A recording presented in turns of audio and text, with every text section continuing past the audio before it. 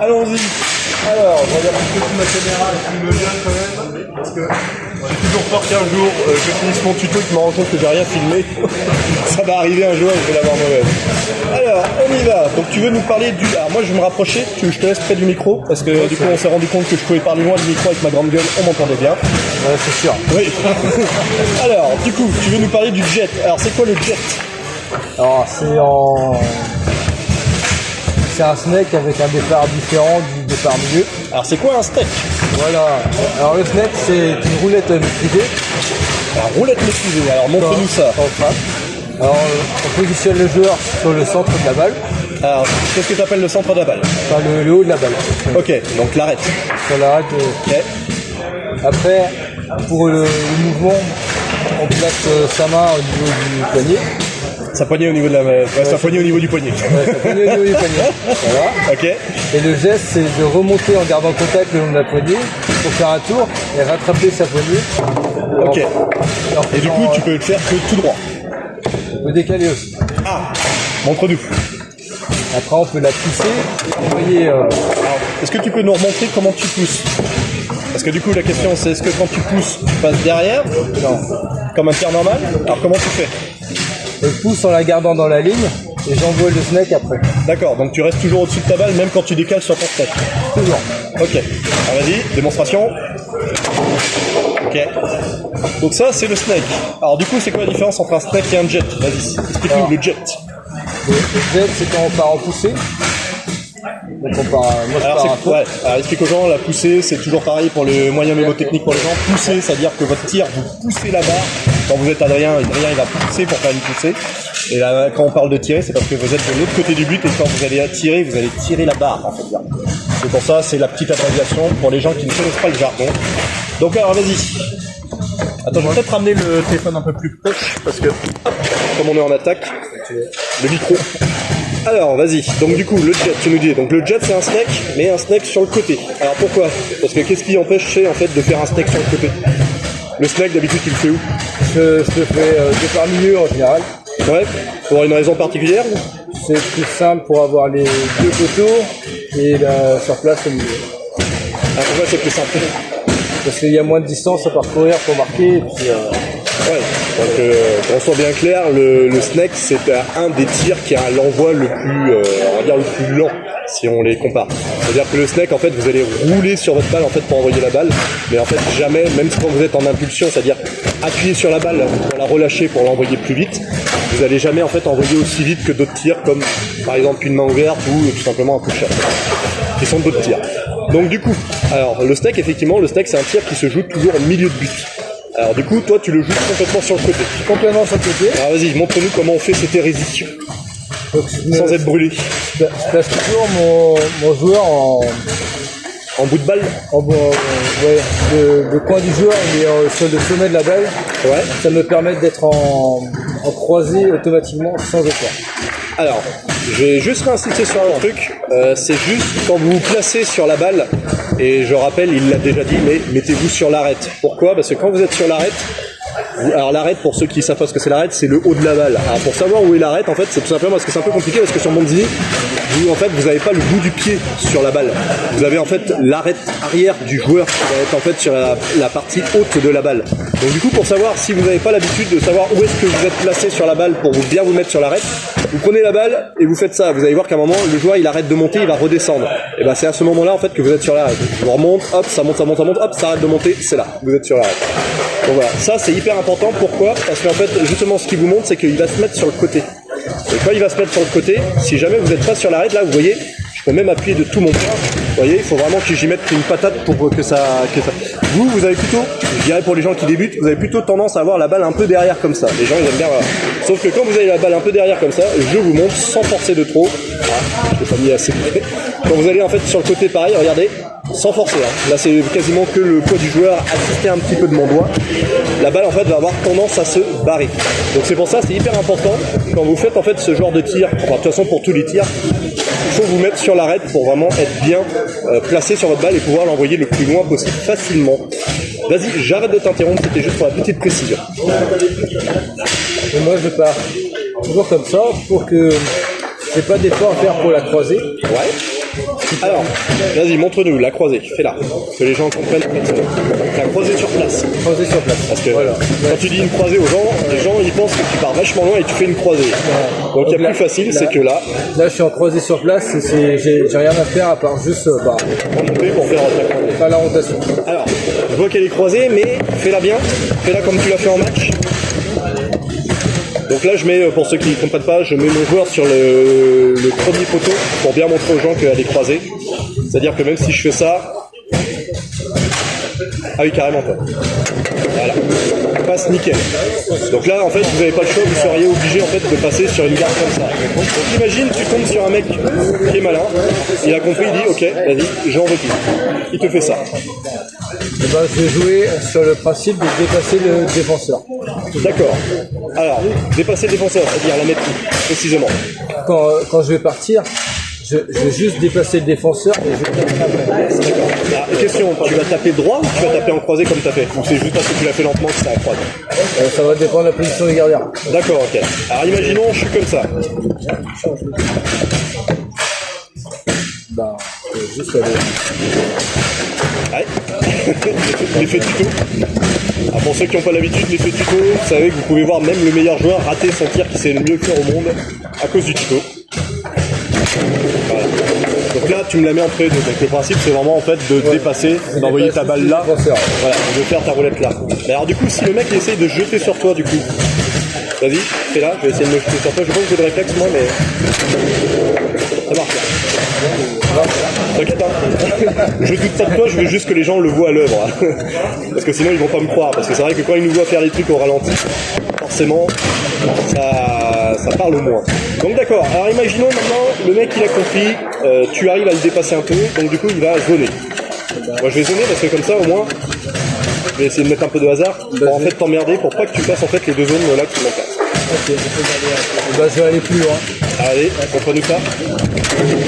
Ah, alors là ça m'intéresse, parce que t'es allé plus loin, mais t'es allé plus loin comment? Alors moi je suis en deux temps, parce que je sais pas aller au fond en un temps. Alors, montre aux gens, parce que ça a intéressé beaucoup de gens, parce que pour expliquer pour les gens qui connaissent pas, le steak, comme on dit, ça se joue au milieu parce que tout simplement, en fait, l'envoi est lent. Donc c'est vrai qu'envoyer une balle en steak de là à là, vous allez mettre un temps de fou.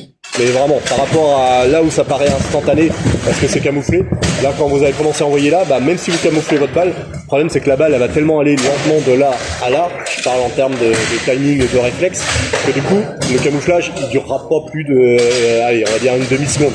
Donc quand vous allez arriver là, le mec, ça fait déjà 2 ans qu'il vous a flashé de loin, il est sur la position. Donc du coup, pour éviter ça, en fait... 2 ans. Pour, 2 ans. Ah, j'ai même vu les mecs faire 3 ans et demi. Ça passe vite le temps au Bali.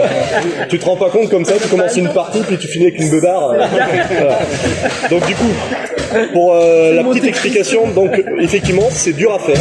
Donc Adrien qui a l'honneur, la franchise de nous dire qu'effectivement lui-même a du mal à le faire, le fait à une deuxième façon, c'est-à-dire, vas-y, montre-nous au ralenti. Je peux faire en 2 temps, je vais au milieu et je relance pour aller au bout après. Ok. Alors, petite question. Là, je vois quand tu relances, ça n'a pas l'air de partir aussi bien que la première fois. Pourquoi? J'étais au ralenti. Vas-y, fais-le-nous bien. Ah, la question. Bah non, vas-y, fais-le comme tu le fais bien, parce que en fait, tu fais un truc que tu n'expliques pas. Ah, est-ce que tu sais ce que tu fais en fait sur le deuxième départ? Sinon, je vais l'expliquer. Je sais qu'elle part légèrement derrière. Ouais, t'appuies fort sur ta balle. En fait, c'est ce qu'on appelle l'impulsion. En fait, au baby-foot, t'as 2 façons de jouer. Ça, enfin, de tirer. En fait, t'as une façon qui va en fait plus se baser sur le camouflage, qui est souvent en fait lié à ce qu'on appelle les balayages. Pourquoi? Parce que les balayages, en fait, tu vois, de là à là, le mec, en fait, il sait pas ce que tu veux faire. Souvent, c'est ce qu'on va faire quand on va faire des petites balles comme ça, camouflées pour que le mec, en fait, il voit pas où ça part. C'est-à-dire qu'en fait, t'as toujours l'impression que les mecs, c'est des tirs d'escargot, mais ils te mettent toujours balle but. Pourquoi? Parce que c'est camouflé. C'est-à-dire qu'au moment, en fait, où il va arriver là et qu'il a plus que ça à faire, toi, en fait, tu vas pas réagir parce qu'en fait, il fait tout pour que tu vois rien. C'est-à-dire que il va rester près de sa balle, il va jamais décoller de sa balle. C'est-à-dire que même quand il va faire son tir, vous la fait bien, il va rester le plus près de sa balle possible. Il va envoyer, il va jamais accélérer en fait par rapport à son balayage. C'est-à-dire que quand il fait son balayage, il continue sur la même vitesse, hop, pour faire son tir. Donc ça, c'est la première façon. Et cette façon-là, en fait, elle se joue sans appuyer sur sa balle. C'est-à-dire qu'on roule sur la balle et on la laisse aller droit. C'est hyper léger comme mouvement, c'est hyper fin. Il y a une deuxième façon de jouer, c'est-à-dire l'envoyer de façon un peu plus brutasse. Donc ça marche aussi en snack, c'est-à-dire l'impulsion. L'impulsion, c'est quoi? C'est-à-dire que l'impulsion, alors là, j'ai pas de poignet, mais vous allez vous imaginer, ouais, au pire, ça va être plus facile pour moi. Et en gros, le but, ça va être plutôt de faire... Hop, j'essaye de pas trouver le filetage de ta poignée pendant le tuto, ça serait chiant. Je joue avec le côté, ça. On va éviter ça aussi. Et en gros, l'autre façon, c'est tout simplement, en fait, quand vous allez, plutôt que de rouler sur vos balles, pour l'envoyer comme ça, vous allez, en fait, souvent, vous voyez des gens faire ça. C'est-à-dire que souvent, ils appuient, et après, ils vous envoient un pétard vachement fort. Alors moi, je suis pas très joueur main fermée, mais toi, tu sais faire de la main fermée, toi? En impulsion. Ouais, attends, c'est pas un joueur en impulsion, là. Bon, ils sont tous en train de jouer, bon, tant pis. Mais en gros, vous voyez souvent des joueurs, en fait, qui font ça. C'est-à-dire qu'ils appuient. Ils vont appuyer comme ça, ils vont faire juste un tac, et après ils vous envoient un pétard super fort. Et ben en fait ça vient de ce qu'on appelle l'impulsion. Pourquoi? L'impulsion en fait quand vous allez appuyer sur votre balle en fait, et en plus j'ai ton grip qui se... Quand vous appuyez fort sur votre poignet en fait, sur votre balle, quand vous allez lâcher en même temps que vous envoyez, vous allez voir que sans rien faire, votre balle en fait, elle prend assez de vitesse en fait sur le côté. Et du coup en fait, c'est des gens utilisent, il y en a même beaucoup qui utilisent ça en fait pour justement appuyer, pour envoyer leur balle vite et pouvoir vous envoyer un pétard au fond. Donc ça, c'est pareil en snack. En snack, vous avez le choix de... Soit vous êtes hyper léger sur la balle, je vais même vous le faire à un doigt pour vous montrer qu'on peut faire un snack. Soit, ce qui est très léger, voilà, soit vous le faites en fait tout simplement en fait en impulsion. Et là, en impulsion, vous allez appuyer vraiment fort sur la balle pour, quand vous envoyez, vous voyez que vous envoyez beaucoup plus vite. Et du coup, Adrien, c'est ce qu'il fait, c'est-à-dire que le premier, il roule, il envoie, et sauf qu'en fait, pour pas avoir le problème, parce que s'il faisait les deux sans impulser, sans faire d'impulsion, pardon, en fait ça ferait ça. Ça fait je décale, je reroule. Donc du coup, vous êtes obligé de revenir en fait pour rerouler sur la balle, c'est-à-dire vous envoyez, vous posez, vous êtes obligé de revenir sur le côté pour rerouler sur la balle. Donc en gros, là ça se voit à des kilomètres. Alors que si vous roulez et quand la balle arrive, vous appuyez d'un coup, comme il fait, c'est pour ça que ça donne cette impression de et après j'envoie, bah, tout simplement il va pouvoir en fait l'envoyer en impulsion parce que quand il arrive dessus comme ça, après il a juste à décaler avec son impulsion et ça va envoyer la balle très vite. Ce qui surprend parce que bah, vous avez une vitesse ici, il appuie et puis paf, ça part d'un coup. Donc voilà, c'est la petite explication de l'impulsion qui est faisable en main fermée, même en main ouverte et en snack. Donc voilà, donc ça c'est la longueur. Donc maintenant, une petite question. Si je laisse que la surface, c'est-à-dire que je ne veux plus de tes longueurs, je vais balayer, pareil au hasard, je vais t'emmerder, je vais prendre la croisée. Vas-y. Et comment tu fais une surplace? Parce que là, le problème, c'est que si tu roules sur place, elle va pas en surplace, elle va en croisée, on est d'accord. Pour faire une surplace, je décale d'une demi-balle, et j'ai juste la... Et c'est automatique. Et c'est magique. Eh ben écoute, je crois qu'on a tous les coups pour marquer. Donc on rappelle, le mec qui est comme ça, c'est dans la garde en croisée, c'est la plus facile. J'ai rien dit. Elle est dure. En fait, elle est très dure. Voilà. La croisée dans la garde. Maintenant, si jamais je veux pas de la croisée, t'as la surplace. Voilà. Et maintenant, si je me mets en garde inversée parce que je veux plus ni de ta croisée ni de ta surplace et que je laisse que les longueurs, et en plus là c'est chiant parce que tu as tendance. Bon après, en vrai, moi je conseillerais sur un truc comme ça, va chercher déjà ta longueur. Va chercher déjà ta longueur. Pourquoi? Parce que c'est beaucoup plus malin si tu vas chercher ta longueur tout de suite quand le mec il est déjà serré, pour que justement il écarte parce qu'il veut pas lâcher les surplaces et que lui il veut déjà prendre de l'avance. Là tu vois le mec quand il va commencer à faire ça parce qu'il a peur de ta longueur et il veut pas non plus laisser les courses, là tu vas avoir beaucoup plus facile en fait à lui mettre dans la garde. Donc moi je te conseille d'abord de jouer la longueur pour vraiment le faire écarter tant que le mec il a la garde serrée. Parce qu'un mec de toute façon, le mec qui gaule de base, il va pas faire des gaulages comme ça. Ça, c'est quand tu arrives sur des mecs qui ont un certain niveau, là, ils vont commencer à écarter un peu les cuisses parce que ils savent que les mecs qui s'entraînent sur les poteaux, ils savent que c'est là où c'est le plus chiant à aller. Donc du coup, ils savent que le mec qui sait jouer en face, il va forcément aller sur les poteaux pour l'emmerder. Alors que la plupart des gens, quand tu commences au baby, quand tu gaules, tu tiens tes bras, en fait, tu gardes ta garde serrée, en fait. T'as pas envie de la décoller. C'est-à-dire, si tu vas au bout, tu emmènes toute ta garde. Tu laisses pas un joueur traîner pour envoyer que le goal. Donc du coup, quand un joueur joue comme ça, surtout toi, si le joueur joue comme ça, cherche pas à prendre de vitesse, tu cherches directement à mettre ta longueur, et puis quand il en aura marre, là il commencera à douter. Donc voilà, est-ce que j'ai oublié quelque chose? Est-ce que tu avais quelque chose à rajouter? Est-ce qu'il y en a qui avaient des questions? Un truc que vous n'avez pas compris, ou un truc que vous aimeriez bien qu'on vous explique mieux? Profitez, il est là. Le snake, ouais, le coup de poignet là. Ah, Voilà, bah, très bien. Et ben c'est facile, on va faire même mieux. Adrien va t'apprendre à le faire, c'est toi qui vas tirer. Oula. Hop. Alors tu prends pour avoir un point de repère, il faut mettre la main comme en main fermée. Tu décales de la balle. Après, tu fais la rotation. Et tu te remets, tu replaces ton joueur par-dessus. Et ta poignée, elle est au niveau de ton poignet, du coup. Et du coup, ça te donne l'indication où tu dois, pour avoir le repère, pour pouvoir faire tes snipes. Pour que quand tu la frappes, c'est quand tu la remontes, tu as deux retours ta poignée en main et la balle elle est partie. Ah ouais, le mouvement est simple. Le mouvement est simple. Le mouvement est simple, c'est plutôt en fait dans l'exécution que c'est pas naturel en fait. Ouais, on se décale. Parce qu'il y a le premier tour pour la descendre et après. En vrai, au début, il ne fait pas ça. Ça, c'est plus pour le style qu'on le fait. C'est juste pour avoir le point de repère. Après, t'en as pas besoin. Moi, regarde, quand il se j'en ai pas besoin. Moi. J'ai mon point de repère. Toujours, c'est tu mets directement. On met directement. C'est juste pour avoir ton point de repère pour la première fois. Après, dès que tu as ton point de repère, il changera jamais. Tant que c'est toujours la même poignée. Sur la table 3, en 8e de finale de l'Open Staff A, Marseillou, Rodolphe. Vas-y, essaye. Essaye, parce qu'en plus, ça peut être intéressant, parce que c'est vrai que. Sur la table 4, ah, vas-y. en quart de finale du tableau B, ils vont le rigoter. Non, après, positionner. En vrai, au début, il peut commencer comme ça. C'est bien. Ah, tu vois, quand tu fais ta roulette, ça a tendance à aller à côté. Alors, Adrien, vas-y. Tu lui expliques ou j'explique? En vrai, c'est toi l'explique. Il faut la bloquer aussi avant. Ouais. Non, mais vas-y, regarde. En fait, Tu te places. Et quand tu remontes, il faut que tu sois droit surtout pour faire une surplace par exemple. Ouais. Droit dans la balle. parce que montre-lui si tu remontes pas droit en fait. Tu vas taper à côté. Ouais, c'est ça. C'est que tu vois, plus ton bras en fait, il prend de l'angle comme ça, plus que regarde quand je tire. Bah en fait, alors là je suis loin, mais quand tu vas faire ta roulette, en fait, tu vas te décaler en dessous d'une balle. C'est ce qui t'est arrivé la première fois. C'est-à-dire que t'as fait ta roulette, mais t'es passé complètement à côté. Pourtant, t'as pas de problème dur. Enfin, Ah, tu joues? Ouais. il y a des échanges de poignées pendant. Nous rappelons que les échanges de poignées sont interdits pour les histoires microbiologiques, pour pas que Macron nous tue, pour avoir propagé le Covid. Alors, vas-y. Du coup, ouais, quand tu remontes, il faut vraiment que tu sois droit. Ouais, d'accord. Vraiment, c'est vraiment ça. Bien remonter sur droit.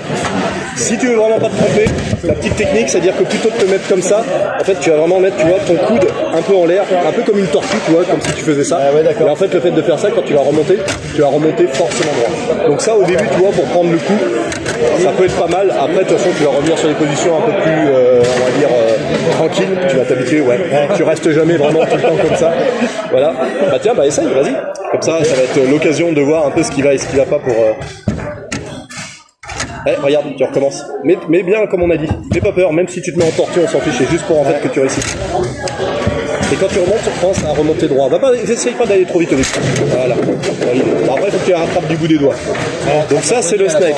Alors maintenant, imagine, tu veux la mettre là. Alors vas-y, montre-nous si tu as bien tout compris ce qu'il a expliqué. Et puis il faut la bloquer. Alors là, et c'est bien parce que du coup, Adrien, il va te dire ce qu'il va faire.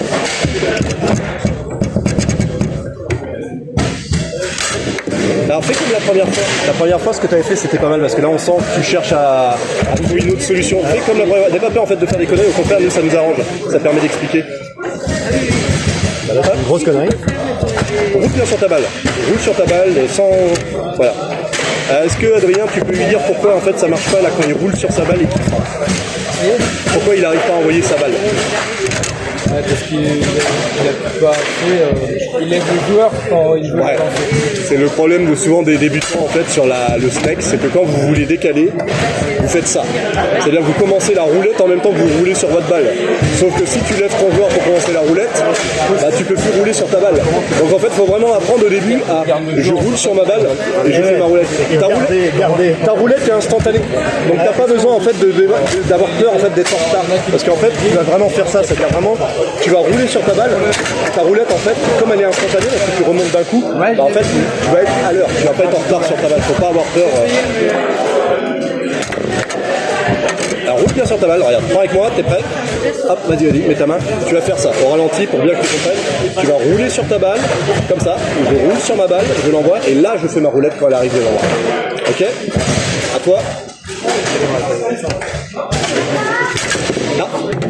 tu commences à faire ta roulette. On roule sur ta balle droite. Cherche vraiment ça, regarde. Tu roules sur ta balle droite.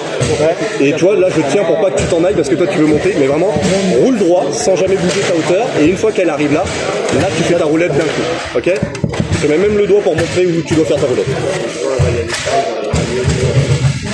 Voilà, bien joué. Ton premier steak. Bon bah voilà Adrien, merci bien pour tous ces bons conseils. Il y a d'autres questions, je vais pas demander. Moi je me suis barré en lousé. Profitez, hein, il est là. Après il se tire en match. Donc si vous le chopez pas maintenant. Bah écoute Adrien, je crois que tu as été très clair. Tout simplement, tu as été vraiment très nul et ils ont rien compris. Des fois c'est pas mal. Seul le temps nous le dira. Allez.